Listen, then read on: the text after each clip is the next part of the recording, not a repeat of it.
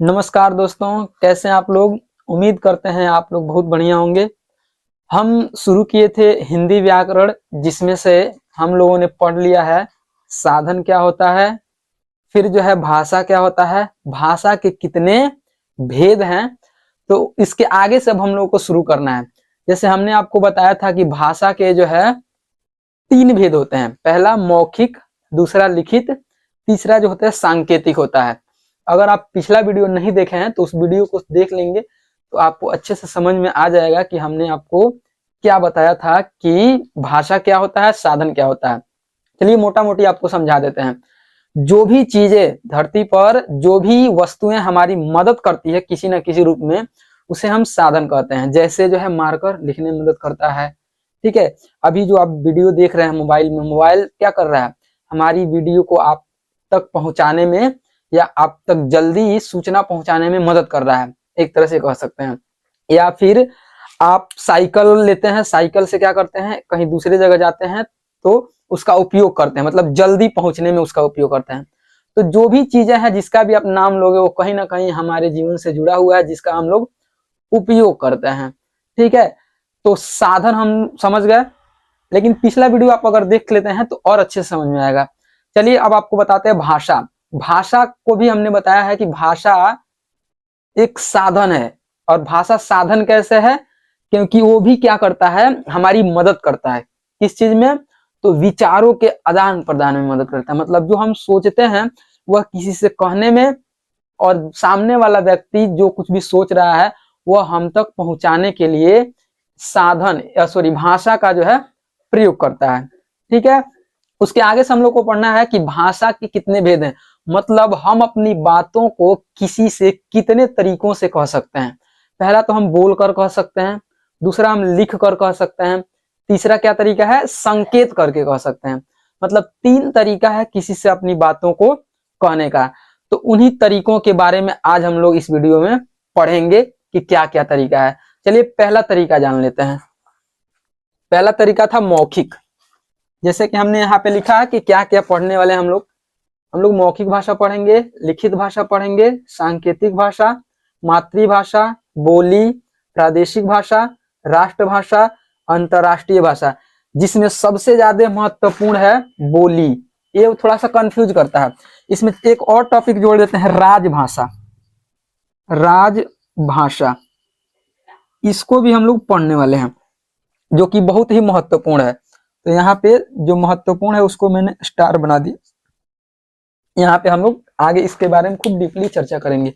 चलिए मौखिक भाषा जान लेते हैं। मौखिक भाषा, मौखिक भाषा को अंग्रेजी में कहते हैं ओरल लैंग्वेज। ओरल लैंग्वेज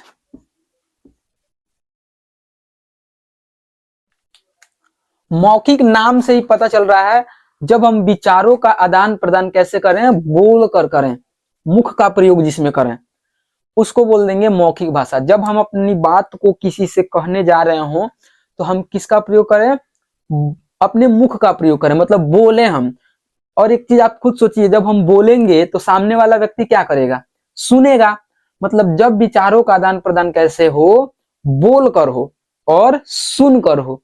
मतलब कोई व्यक्ति बोल रहा हो और कोई व्यक्ति क्या कर रहा हो, सुन रहा हो। जब इस तरीके से विचारों का आदान प्रदान होता है तब उसको बोलते हैं मौखिक भाषा। चलिए इसको परिभाषा को भी लिख लेते हैं। लिखेंगे, जब विचारों का आदान प्रदान बोलकर और सुनकर हो तब उसे मौखिक भाषा कहते हैं।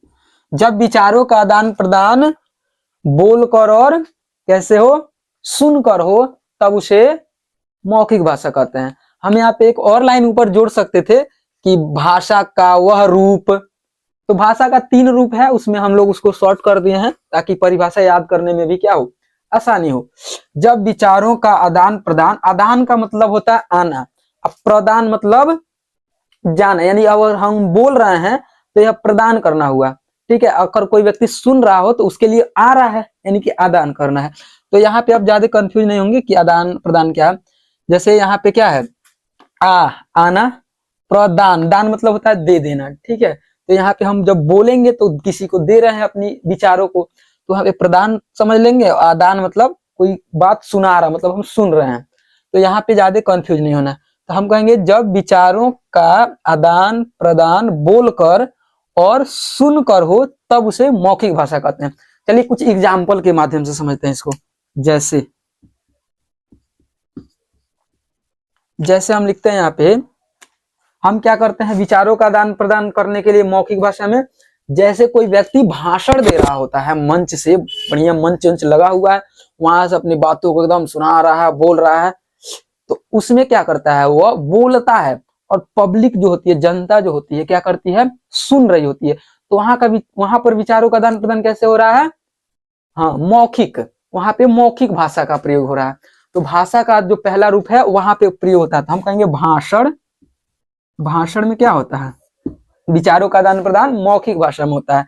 एक और जगह जैसे हम संगीत सुनते हैं, गीत जो सुनते हैं वो भी किसी कोई ना कोई भाव या विचार होता है। तो उसमें क्या होता है, एक तरह से आवाज होता है और एक तरह से हम लोग सुन रहे होते हैं। तो आवाज और वहां पे सुनने का काम है, तो हम उसको भी बोल देंगे क्या चीज है, वहां पे कौन सी भाषा का प्रयोग हो रहा है, मौखिक भाषा मतलब गीत। आजकल बड़ा प्रचलन में है प्रचार। लोग गांव में जो है फेरी लगाते हैं, मतलब घूमते हैं लोग, तो कोई सामान बेचना होता है तो अपना अपना चिल्लाते हैं लोग कि फलाने ले लो, ये सामान ले लो, चिल्लाते हैं लोग अपना। जैसे कोई सरफ बेचने वाला आया हो, कोई कबाड़ खरीदने वाला आया हो, या फिर कोई सब्जी बेचने वाला आया हो, तो वो क्या करता है, प्रचार करता है अपने सामान का। तो प्रचार भी क्या हो जाएगा, एक तरह से मौखिक भाषा में आएगा। तो हम कहेंगे प्रचार, ठीक है। इसी तरह से इत्यादि हम लिख देंगे कि जहां पर जो है विचारों का आदान प्रदान कैसे हो, बोलकर और सुनकर हो, वहां पे क्या होता है, हमारा मौखिक भाषा होता है। आप क्रिकेट देखने गए होंगे, क्रिकेट में क्या होता है, एक कमेंटेटर होता है, क्या करता है, आवाज से बोलता है, ए रहा बाउंड्री बाहर 6 रन, अपना उसमें अनाउंस करता है। लोगों को सुनने में भी आता है कि हाँ क्या हुआ। पहले के समय में रेडियो हुआ करता था, रेडियो पे लोग सुनते थे क्रिकेट को कि कौन कितना रन मार दिया। अभी तो खैर एलईडी है, एलईडी की सहायता से लोग क्या कर रहे हैं, पूरा देख रहे हैं लोग, ठीक है। तो उम्मीद करते हैं आपको इस चीज समझ में आ रहा होगा कि क्या हम बताना चाह रहे हैं। जब विचारों का आदान प्रदान कैसे हो, बोलकर, मतलब हम बोल रहे हो या कोई बोल रहा हो और कोई सुन रहा हो, तो वहां पे हम कहेंगे कि वहां पे क्या है, मौखिक भाषा है। तो इसको नोट करिए। अगला हम लोग पढ़ेंगे लिखित भाषा, ठीक है। लिखित भाषा, लिखित भाषा को अंग्रेजी में कहते हैं written, WRITTEN, written language, language, ठीक है, रिटेन लैंग्वेज। तो इसको जानते हैं, अभी नोट करते रहिए। चलिए रिटेन लैंग्वेज को जान लेते हैं कि आखिर लिखित भाषा क्या होता है। लिखित मतलब इसमें क्या होगा, लिखा जाएगा। जब हम अपने विचारों का आदान प्रदान कैसे करेंगे, लिख कर करेंगे। तो आप खुद बताइए, जब हम लिखेंगे तो कोई सुनेगा क्या कि कैसे घसर घसर लिखा रहा है, नहीं ना। हम लिखेंगे तो सामने वाला व्यक्ति क्या करेगा, पढ़ेगा, या फिर पढ़ा लिखा व्यक्ति होना चाहिए, तब हमारी विचार उस तक पहुंच पाएगी। मौखिक भाषा में पढ़ा लिखा है तब भी हो जाएगा और अनपढ़ है तब भी हो जाएगा, लेकिन लिखित भाषा में आप भी, मतलब जो लिख रहा है वो भी पढ़ा लिखा होना चाहिए और सामने वाला व्यक्ति भी पढ़ा लिखा होना चाहिए। अगर आप सोच रहे हैं कि हम पढ़े लिखे नहीं, दूसरे से भी लिखवा सकते हैं, ठीक है आप लिखवा सकते हैं, लेकिन आप उसको पढ़ तो नहीं सकते है ना, ठीक है। तो यहाँ पे विचारों का आदान प्रदान कैसे होगा, लिख कर और पढ़ कर होगा। मतलब आप अगर लिख रहे हैं तो सामने वाला व्यक्ति जिसको आप देंगे वो क्या करेगा, पढ़ेगा। तो जब विचारों का आदान प्रदान लिख कर और पढ़ कर होता है, तब उसे क्या बोलेंगे भाई, उसे बोलेंगे हम लिखित भाषा। चलिए इसकी भी परिभाषा लिखते हैं। जब विचारों का आदान प्रदान लिखकर व पढ़कर हो तब उसे लिखित भाषा कहते हैं। जब विचारों का आदान प्रदान लिख कर हो तब उसे लिखित भाषा कहते हैं। जैसे इसका भी उदाहरण दे दीजिए गुरुजी, बताइए इसका उदाहरण क्या होगा सर। चलिए दे देते हैं आपके लिए इसका भी उदाहरण। जैसे हम लिखने का काम कब कब करते हैं, जैसे आप न्यूज पेपर जिसको अखबार बोलते हैं, अखबार में सूचनाएं पढ़ना होता है, जानना होता है, हम क्या करते हैं उसको पढ़ते हैं, अखबार। अखबार लिख दिए हम। आपका पुस्तक जो होता है, किताब खोलते, जैसे हम खोलते हैं तो किताब क्या करने लगता है, बोलने लगता है ना, नहीं ना बोलता है। हम उसको क्या करते हैं, पढ़ते हैं। किताब को क्या करते हैं, पढ़ते हैं। तो हमारा किताब में लिखा रहता है, हम उसको क्या करते हैं, पढ़ते हैं। तो किताब भी क्या हो जाएगा, वो भी हमारा लिखित भाषा का उदाहरण है। हम लिख सकते हैं किताब। ठीक है। और क्या क्या हो सकता है, हम स्कूल में छुट्टी के लिए क्या करते हैं, पत्र लिखते हैं। सर 2 दिन का छुट्टी चाहिए, सेवा में श्रीमान, प्रधानाध्यापक, प्रधानाचार्य महोदय, जो भी लिखना होता है लिखते हैं। विषय अवकाश के संबंध में पूरा हम क्या करते हैं, लिखते हैं। और हमारे टीचर जो होते हैं उसको पढ़ते हैं। तो पत्र क्या हो जाएगा, पत्र हो जाएगा लिखित भाषा। तो हम लिख देंगे पत्र। इसी तरह से और भी बहुत सारा है, तो हम इतना ही से काम चला लेंगे, हमको तो समझने से मतलब है। आगे बढ़ते हैं, यहाँ पे लिख लेंगे आदि। ठीक है, आदि लिख लेते हैं, क्योंकि और भी बहुत सारा है जो लिखित भाषा का उदाहरण हो सकता है या है। ठीक है, तो यहाँ तक आप नोट करिए। उसके बाद अगला मैं बताता हूँ आपको सांकेतिक भाषा। तो 2 टॉपिक हमारा क्लियर हो गया, मौखिक भाषा, लिखित भाषा। अब हमें बताना है सांकेतिक भाषा। इसको नोट करिए, उसके बाद से आपको बताते हैं कि क्या होता है सांकेतिक भाषा।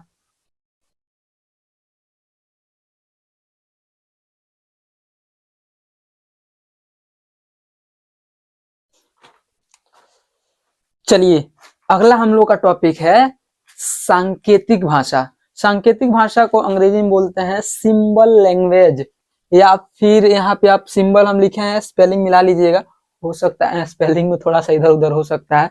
ठीक है, चलिए हम सांकेतिक भाषा की बात करते हैं। देखिए सांकेतिक भाषा में क्या होगा, इसमें हम संकेत करेंगे, इशारा करेंगे, या फिर इसमें देखो बोलने का काम और लिखने का काम नहीं होगा। ठीक है, इसमें क्या होगा, केवल संकेत होगा, कुछ चिन्ह बना होगा। जैसे आप कभी ना कभी सड़क पे चलते होंगे, तो सड़क के किनारे क्या लगा होता है, बोर्ड लगा होता है, ऐसे त्रिभुज आकार में, गोलाकार, और उस पे कुछ चित्र बना के कुछ इस तरह से मुड़ने वाला बन जाता है, या फिर कभी टेढ़ा टेढ़ी वाला बन जाएगा, या फिर कहीं पे जो है ना भोंपू जो होता है, जो सीटी बजाने वाला आता है, उस टाइप का बना के ऐसे काट देगा। जहाँ पे मंदिर होता है ना, वहां पे ऐसे भोंपू बना के काट देगा, मतलब वहां पे हॉर्न नहीं बजाना है, क्योंकि मंदिर जो होता है शांति, मतलब शांत रहने वाला जगह होता है। ठीक है, वहीं स्कूल के सामने किसी बच्चे का फिगर बना देगा एक बोर्ड पे, और वहां पे देगा हॉर्न प्लीज, मतलब वहां पे हॉर्न बजाना है। ठीक है, तो इस तरीके से सड़क के किनारे जो है क्या लगा रहता है, संकेत देने वाले कुछ सिंबल लगे होते हैं, जिससे हम ट्रैफिक सिग्नल कहते हैं, या ट्रैफिक संकेत कह सकते हैं। ठीक है, सड़क पे जाने के लिए यातायात के संकेत बोल सकते हैं।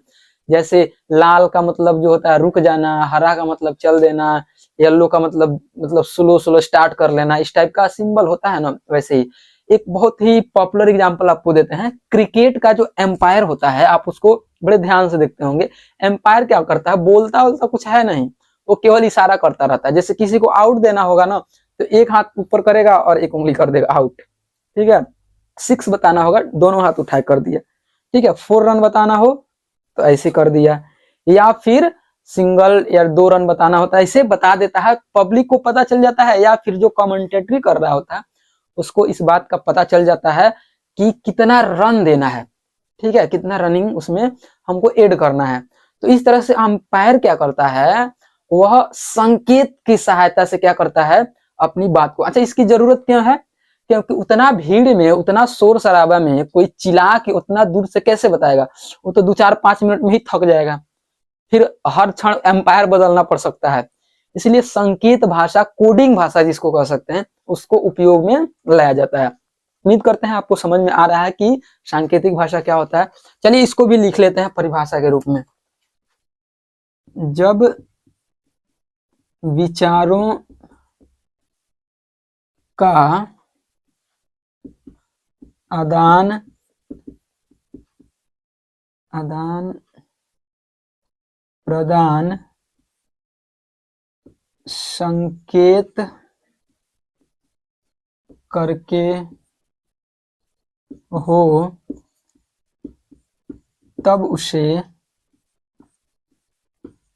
संकेत करके हो, तब उसे सांकेतिक भाषा कहते हैं। जब विचारों का आदान प्रदान संकेत करके हो, तब उसे सांकेतिक भाषा कहते हैं। अभी हमने आपको एग्जाम्पल के माध्यम से बताया, तो जैसे में हम लोग वही लिख लेंगे। जैसे हम लिख देंगे क्रिकेट एम्पायर,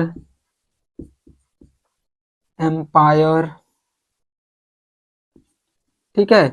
फिर हम क्या लिख सकते हैं, सड़क किनारे लगा बोर्ड, सड़क किनारे लगा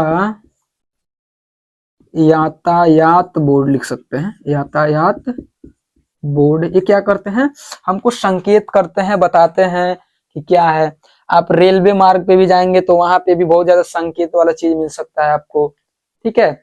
तो कुछ कुछ संकेत से भी लोग क्या करते हैं, समझते हैं या समझाते हैं, ठीक है। तो इस तरीके से हमारा जो भाषा का भेद था, मतलब कितनी तरीके से हम अपनी बातों को किससे कह सकते हैं, यहाँ पे खत्म हुआ, ठीक है। अगला हमारा है मातृभाषा, ठीक है। तो मातृभाषा यहाँ पे लिख लेते हैं, मदर लैंग्वेज, मातृभाषा। चलिए मातृभाषा को जान लेते हैं। मातृ का मतलब होता है ना माता, मातृ का क्या मतलब होता है, माता। माता कह लीजिए, जननी कह लीजिए, मातृ का मतलब माता, जननी, मदर, जिसको अम्मा, माई, जो भी आप अपनी भाषा में कहते हो, यानी कि जननी मतलब जन्म देने वाली माता। तो मातृ का मतलब माता होता है, ठीक है। अब माता की भाषा का मतलब यहाँ पे क्या है, इसको हम लोग को समझना है। चलिए समझाते हैं। देखिए, शिशु जो है, बच्चा जो है जन्म लेता है, तो शुरू में कौन सा भाषा बोलता है। मान लीजिए उसकी माता हिंदी बोलती है, तो बच्चा शुरुआत में कौन सी भाषा बोलेगा, जाहिर सी बात है हिंदी बोलेगा। क्यों, क्योंकि वही बात वो बार बार सुनेगा, जो सुनेगा, जो समझेगा, उसी को वो भी दोहराएगा। जैसे छोटे बच्चों को क्या सिखाया जाता है, मामा बोलो मामा, दादा, चाचा, काका, पापा, ऐसे बोलना सिखाते हैं हम, ठीक है। तो बच्चा जो होता है, शिशु जो होता है, जन्म लेता है तो कौन सी भाषा बोलना शुरू करता है, जो उसकी माता बोल रही हो या फिर परिवार के जो लोग भाषा बोल रहे हो। कई बार ऐसा होता है कि कुछ बच्चों के माता जो है शुरू में ही क्या डेथ कर जाते हैं लोग, मतलब उनका मृत्यु हो जाता है, तो उस बच्चे का पालन पोषण कौन करते हैं, उनके परिवार के लोग करते हैं। तो यहाँ पे हम क्या कहेंगे कि उस बच्चे के जो परिवार के लोग हैं या फिर माता हैं, तो बच्चा जो भाषा अपनी माता से सीखता है या फिर परिवार से सीखता है, उसी भाषा को हम लोग क्या बोल देंगे, मातृभाषा बोल देंगे, ठीक है। तो हम यहाँ पे परिभाषा लिखते हैं, अच्छे से समझ में आएगा आपको।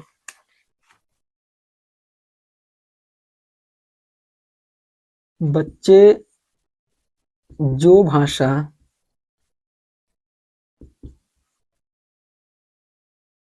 अपनी माता या परिवार के सदस्यों, बच्चे जो भाषा अपनी माता या परिवार के सदस्यों से सीखता है उसे मातृभाषा उसे मातृभाषा उसे मातृभाषा कहते हैं। बच्चे जो भाषा अपनी माता या परिवार के सदस्यों से सीखता है उसे मातृभाषा कहते हैं। जैसे इसमें क्या लिखेंगे, जैसे जैसे जैसे अगर किसी बच्चे के घर के लोग हिंदी बोलते हो, क्या बोलते हो, हिंदी, तो वह बच्चा सबसे पहले हिंदी सीखेगा, इसलिए उसकी मातृभाषा क्या होगी, हिंदी। तो हम लिखेंगे हिंदी भाषी, भाषी का मतलब बोलने वाले, हिंदी भाषी परिवार के बच्चे का मातृभाषा क्या होगा, हिंदी। ठीक है।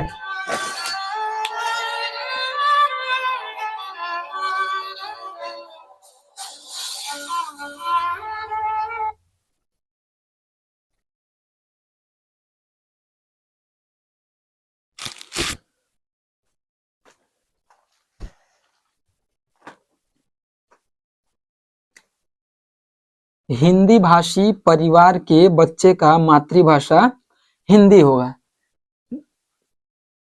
मतलब जिसके घर के बड़े लोग या माता हिंदी बोल रही हो, उस बच्चे के लिए मातृभाषा क्या हो जाएगा, हिंदी होगा।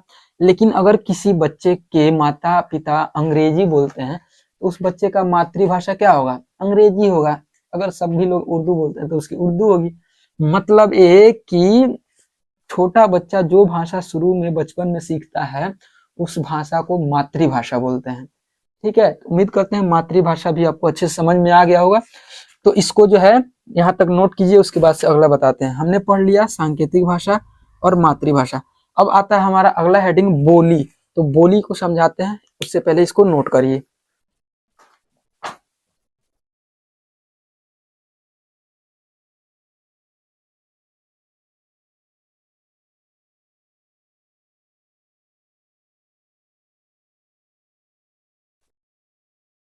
तो चलिए अगला जो हम लोग का टॉपिक है बोली, उसको समझते हैं। बोली क्या है? देखिए, भाषा से हम क्या करते हैं, विचारों का आदान प्रदान करते हैं। बोली से भी क्या होता है, विचारों का आदान प्रदान होता है। लेकिन जिस तरीके से हमने अभी पढ़ा, मातृभाषा से क्या होता है कि बच्चा जो भाषा अपने माता पिता से सीखता है या घर के लोगों से सीखता है, उसे हम क्या बोलते हैं, मातृभाषा बोलते हैं। तो यहाँ पे हम देखेंगे कि बोली जो है ना, एक छोटे से क्षेत्र के लोगों के द्वारा बोली जाती है। मतलब उसमें ना थोड़ा थोड़ा परिवर्तन होगा। जैसे आपने सुना होगा कि कोस कोस पे वाणी बदले 3 कोस पे पानी, इस टाइप का कोई आप लोग मुहावरा सुने होंगे। ठीक है, तो वहां पे क्या बोलते हैं लोग, मतलब बोलने का जो टोन होता है ना, तरीका या फिर व्यवहार इस टाइप का, तो वहां पे क्या होता है, बोली बोल सकते हैं उसको। आप इसको बहुत आसानी से ऐसे समझ सकते हैं कि बोली जो है ना, अगर किसी देश में बहुत ज्यादा लोग हैं, ठीक है, जैसे मान लीजिए 100 लोग हैं, एक देश में 100 लोग हैं, तो उसमें से 10 लोग जो हैं, 10 लोग ही बोली बोलना जानते होंगे। या 10-10 का ग्रुप बना दिए हम, जैसे 100 लोग हैं देश में, तो 10-10 का हम ग्रुप बना दिए, तो 10 ग्रुप, 10 ग्रुप बनेगा। 10 ग्रुप का ना अलग अलग बोली होगा। 10 ग्रुप का क्या होगा, अलग अलग बोली होगा। मतलब बोली भी क्या है, एक तरह का विचारों का आदान प्रदान करने का एक साधन है। लेकिन इसमें जो है कम लोग इसको समझते हैं। स्थानीय जो लोग वहां के होंगे ना, वही लोग उस भाषा को या फिर उस बोली को समझेंगे। यानी कि हम कहेंगे बोली भी एक क्या है, भाषा ही है, लेकिन इसको बहुत कम लोग जानते हैं। जैसे हिंदी, हिंदी जो जानता है उसको अंग्रेजी नहीं समझ में आता है, जिसको अंग्रेजी समझ में आता है उसको हिंदी नहीं समझ में आता है। जैसे यहीं अभी चले जाइए तमिलनाडु में, तो तमिलनाडु के लोग क्या जानते हैं, तमिल जानते हैं। ठीक है, लेकिन दूसरी जगह के लोग, हमारे यहाँ के लोग मान लीजिए अगर आप आते हैं बिहार में, यूपी में आ गए, इधर आ गए, राजस्थान में आ गए तो ये लोग हिंदी जानते हैं, ठीक है। तो यहाँ पे हिंदी आप लोग समझ पाएंगे या जान पाएंगे। तो बोली क्या है, एक छोटे से सीमित स्थान, मतलब स्थानीय रूप है। भाषा का क्या है, एक स्थानीय रूप है, वहां पे रहने वाले लोग ही उसको अच्छे से समझ सकते हैं, ठीक है। चलिए इसको परिभाषा के माध्यम से समझते हैं। बोली भाषा का स्थानीय रूप है। बोली भाषा का स्थानीय रूप है। स्थानीय रूप होने का मतलब यह है कि यह एक छोटे से क्षेत्र में, एक सीमित क्षेत्र में इसका प्रयोग होता है। जैसे अगर हम बात करें तो हम कह सकते हैं भोजपुरी। भोजपुरी बहुत कम लोग समझते हैं। मैथिली, ठीक है। जैसे हम बात कर लिए ब्रज भाषा, ठीक है। और हम बात कर सकते हैं क्या बोलते हैं, ब्रज भाषा हो गया, बुंदेली आदि।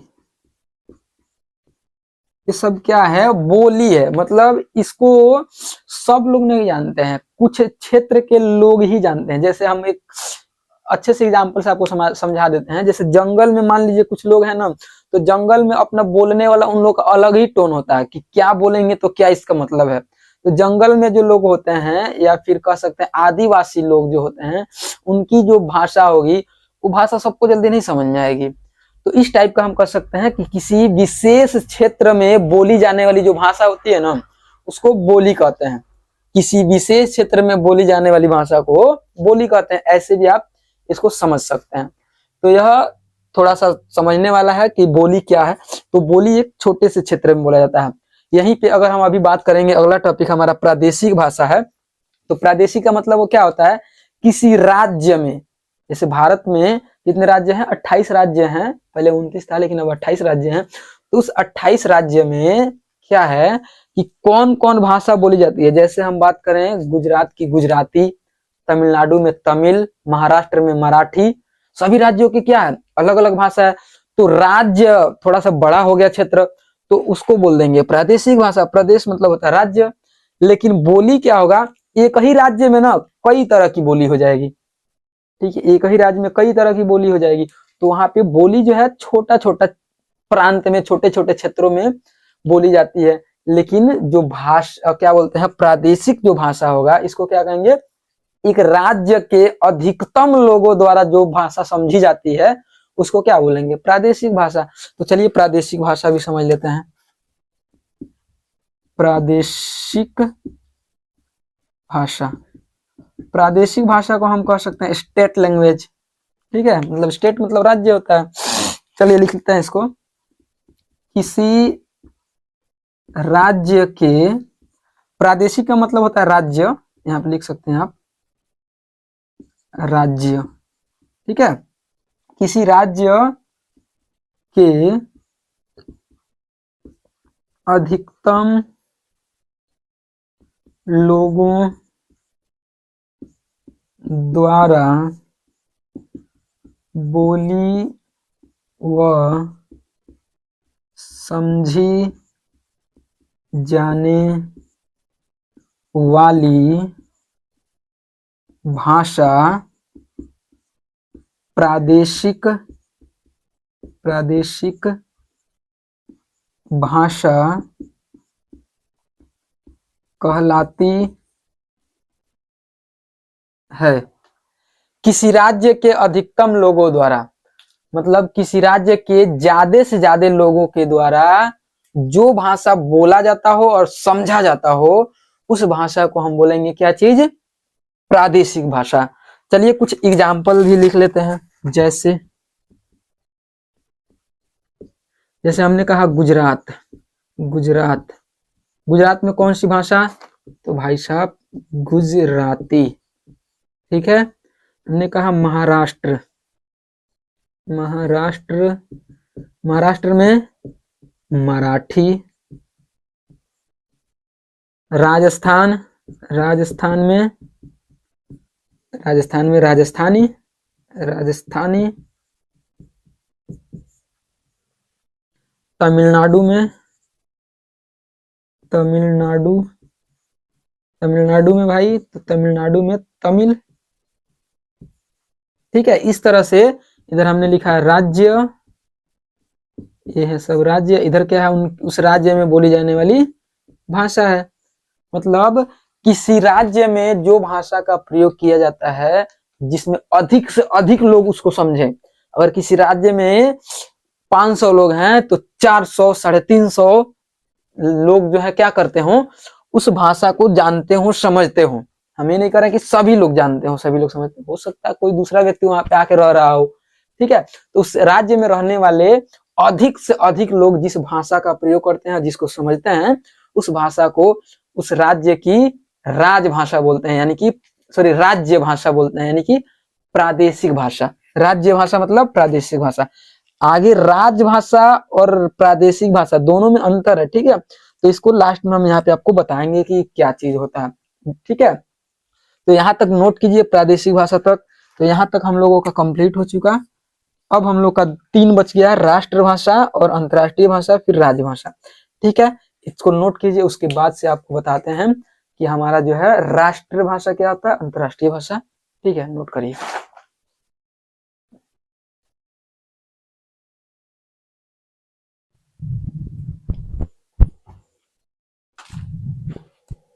चलिए, अगला टॉपिक है हम लोगों का राष्ट्रभाषा। इसको भी समझ लेते हैं, राष्ट्रभाषा क्या होता है।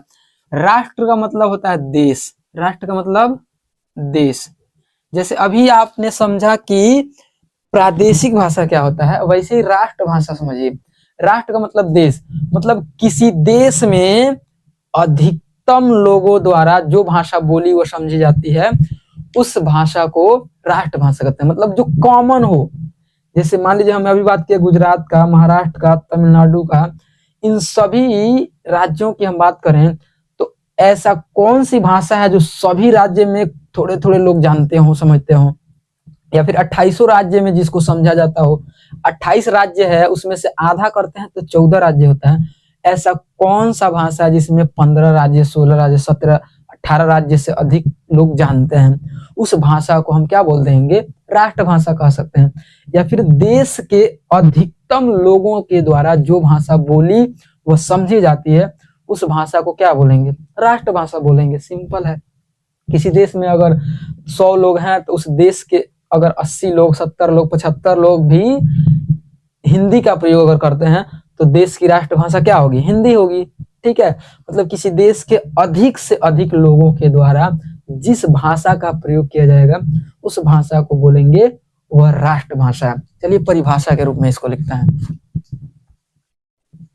किसी देश के अधिकतम लोगों द्वारा बोली जाने वाली भाषा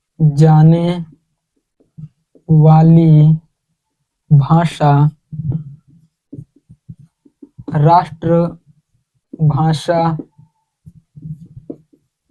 कहलाती है। किसी देश के अधिकतम लोगों द्वारा बोली जाने वाली भाषा राष्ट्रभाषा कहलाती है। जैसे देश में अधिक से अधिक कौन सी भाषा बोला जाता है, ज्यादातर जो है हमारा हिंदी बोला जाता है। फिर दूसरे नंबर पे मान लीजिए अंग्रेजी है। अंग्रेजी तो इस समय प्रथम नंबर पे एक तरह से है, जिस तरह से प्रचलन, ठीक है, आदि। तो देश में अधिकतम 2 ही भाषाएं प्रचलन में है, हिंदी और अंग्रेजी। तो हिंदी और अंग्रेजी क्या हो जाएंगे, हमारी राष्ट्रभाषा हो जाएंगे। अगला है अंतरराष्ट्रीय भाषा, इसको भी जान लेते हैं। इसको थोड़ा नीचे लिख दिया हूँ, थोड़ा और ऊपर लिखता हूँ।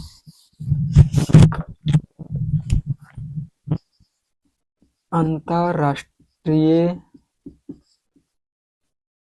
भाषा, ठीक है। अंतरराष्ट्रीय का मतलब होता है ना कई देश, मतलब पूरा देश, ठीक है, पूरे देश लेवल पे कई देश, ठीक है। अंतरराष्ट्रीय का मतलब यहाँ पे क्या है, कई देश, ठीक है। तो इसको क्या कहेंगे कि ऐसा भाषा जो कई देशों में बोला जाता हो, जैसे भारत में भी बोला जाता हो, अमेरिका में भी बोला जाता हो, यूरोप में, रूस में, इन सभी जो देशों में है जो भाषा समझी जाती हो, बोली जाती हो, उस भाषा को क्या बोलेंगे, अंतरराष्ट्रीय भाषा, इंटरनेशनल लैंग्वेज बोलेंगे। जैसे हम आपको बता दें अंग्रेजी, अंग्रेजी एक ऐसा भाषा है जो क्या है, कई देशों में बोला जाता है। इसका कारण क्या है, अंग्रेज जो है कई देशों को गुलाम बनाए थे और अंग्रेज जहाँ पे गए थे वहां पे अंग्रेजी का उपयोग कर रहे थे। तो एक ये भी कारण है कि अंतरराष्ट्रीय भाषा अंग्रेजी है, ठीक है। तो यहाँ पे हम लिखेंगे जो भाषा, जो भाषा कई देशों में, कई देशों के, कई देशों के में लिखते हैं जल्दी हो जाएगा, कई देशों में बोली व समझी जाती है उसे अंतरराष्ट्रीय, उसे अंतरराष्ट्रीय भाषा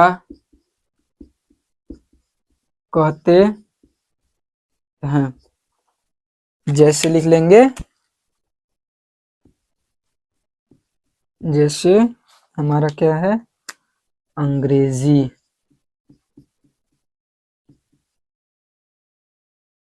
और भी होगा फ्रेंच वगैरह होगा, फ्रेंच, ठीक है, अंग्रेजी में ही होता है वो भी। तो अंग्रेजी लिख सकते हैं यहाँ पे। अंग्रेजी क्या है, अंतरराष्ट्रीय भाषा है।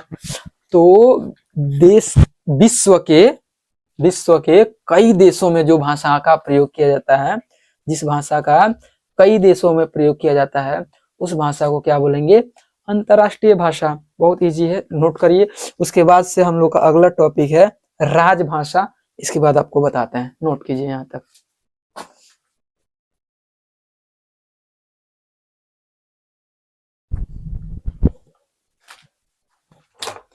राजभाषा, वीडियो जो है बहुत लंबा हो रहा है, तो राजभाषा को रखते हैं अगले वीडियो में। उसमें हम लोग को पढ़ना है राजभाषा क्या होता है, फिर पढ़ना है व्याकरण क्या होता है, व्याकरण के कितने अंग होते हैं, जो कि बहुत ही महत्वपूर्ण है। उसके बाद से चैप्टर खत्म हो जाएगा ये वाला। अगला चैप्टर हम लोग का शुरू होगा वर्ण, ठीक है। फिर हम लोग शुरू करेंगे शब्द, वाक्य। इस तरह धीरे धीरे करते करते हम लोग आगे बढ़ेंगे।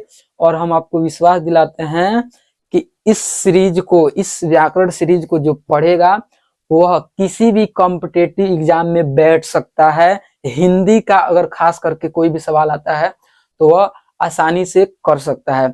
और जो भी मैं पढ़ाऊंगा, जो भी मैं सिखाऊंगा आपको, वह खास करके बोर्ड लेवल पर फिक्स ही है कि वो आएगा, ठीक है। तो व्याकरण जो है हिंदी का बहुत ही महत्वपूर्ण है। आप किसी भी कॉम्पिटेटिव एग्जाम में अगर बैठना चाहते हैं तो इसको भी आप पढ़ के, समझ के उस एग्जाम को अच्छे से दे सकते हैं।